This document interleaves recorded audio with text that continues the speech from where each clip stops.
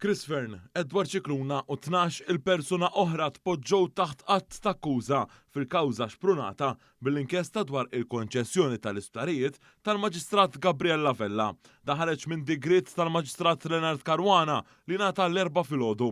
F'dan id-digrit intqal li l-prosekuzzjoni resqet biżżejjed provi sabiex dawn l-14 il-persuna jgħaddu ġuri u hemmhekk tittieħed id-deċiżjoni aħħarija jekk humiex ħati jew le brabta mal-inkjesta tal-Maġistrat Gabriella Vella. F'din is-seduta il-Maġistrat Leonard Caruana irrevoka ordni ta' sekwestru u ħareġ ordni temporanja ta' friżar fil-konfront tal-akkużati Kenneth Degwara, Deborah N. Chappell u l-kumpanija DF Advocates. F'digrit ieħor il-qorti ma laqgħetx it-talba sabiex titneħħa ordni ta' friżar ta' 20 miljun euro fil-konfront ta' Kevin Degwara u Giancarlo Farrugia.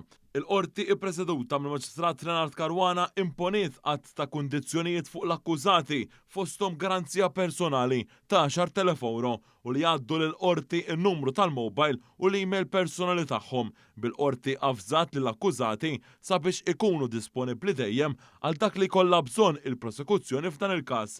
Intant b'reazzjoni għal dan Chris Fern ħabbar li f'Settembru li ġej mhux se jikkandida ruħu għal kariga ta' deputat mexxej għall-affarijiet tal-Parlament tal-Partit Laburista.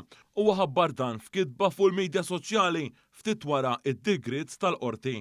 Brabta mal-kariga ta' deputat mexxej tal-Partit Laburista, Chris Fern tenna li min se jiġi elett din il-kariga se jinħatar awtomatikament is-suċċessur tiegħu għall-kariga ta' deputat Prim Ministru. Dan hekk kif saħaq li l-pajjiż ma jistax jibqa' mingħajr deputat Prim Ministru. Mr. Fern tenna li huwa dan l-istess prinċipju fl-interess nazzjonali li kien li waslu biex jirreżenja minn deputat Prim Ministru u Ministru fil-Kabinett tal-Ministri u anke biex jirtira in-nomina tiegħu għal ħatra ta' Kummissarju Ewropew. Fern tenna li jekk titlob l-irġulija u jekk titlob Malta li tiġi l-ewwel u qabel kollox, waqt li sostna li se jibqa' isostni l-innoċenza sieħa tiegħu fil-fażi li jmiss tal-proċess ġudizzjarju, Chris Fern saħaq li hu ċert li l-qorti se ssib il-verità, jiġifieri l-innoċenza sieħa tiegħu.